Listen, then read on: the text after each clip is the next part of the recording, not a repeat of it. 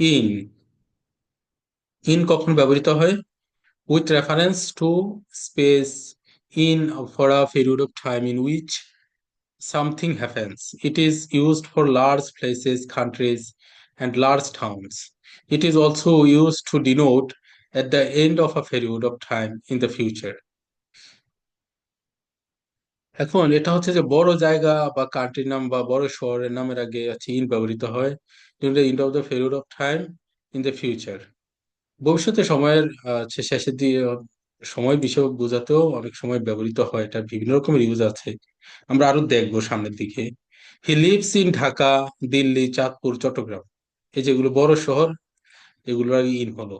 She will come in a week, সে এক সপ্তাহে, যে এই যে সময়ের আগে, যেটা এই যে পিরিয়ড অফ টাইম, হ্যাঁ, ভবিষ্যৎ সময়ের আগে। He will come in a week.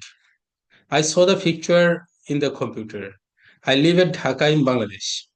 এ দেখেন এখানে ঢাকার আগে কিন্তু অ্যাড হলো, বাংলাদেশের আগে ইন হলো, কারণ কম্পারেটিভলি বাংলাদেশের তুলনায় ঢাকা ছোট, তাই। এবার হচ্ছে two. We can use to as a preposition to indicate a destination or direction.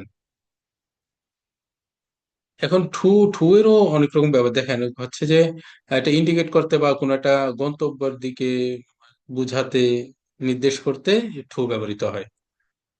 এবার জানেন টু মানে প্রতি। He came along with his sister to meet us. He has sent us an invitation to dinner. There is no limit to his ambition, যে তার অ্যাম্বিশনের কোনো শেষ নেই, এসব ক্ষেত্রে to. He set up a claim to the throne, যে সেই সিংহাসনের দাবি দাখিল করেছে, সিংহাসনের। He went to see his parents, সে তার পিতামাতাকে দেখতে এসেছিল। ইনটু, আবার এই যে টু টু হচ্ছে, এই যে একটু আগে বলেছিলাম না যে হোম হোম, যে I am going to home, কিন্তু হয় না, আই এম গোয়িং হোম। এটা হচ্ছে common mistakes in English. To যে সব জায়গায় সবভাবে ব্যবহৃত হবে বিষয়টা কিন্তু এরকম না। এই জন্য হচ্ছে ওভারঅল ইংরেজির সাথে লেগে থাকতে হবে, রাতারাতি কিছু হয়ে যায় না একেবারে। ইনটু, হ্যাঁ, into denotes motion towards the inside of anything. এখন ইনটুর মধ্যে দেখেন দুটো বিষয় আছে, এখানে দুটো প্রেপোজিশন আছে ইনটুর মধ্যে। ইন আছে এবং টু আছে। তো ইন হচ্ছে মধ্যে, কোনো কিছুর মধ্যে, টু হচ্ছে ওটার মধ্যে যাওয়া। আচ্ছা, এটা হচ্ছে মুভমেন্ট আর কি, যে গতিশীল অবস্থা হতে পারে, যে কোনো কিছুর মধ্যে যাওয়া একটা নির্দিষ্ট প্লেসে, এগুলো হচ্ছে into. Into denotes motion towards inside of anything.